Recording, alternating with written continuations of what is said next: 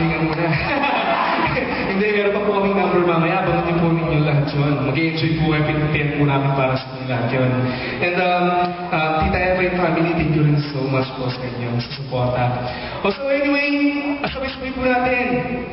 I-welcome back ang nag-iisang Crystal Voice of Asia, Miss Sherry Reyes po. Thank you.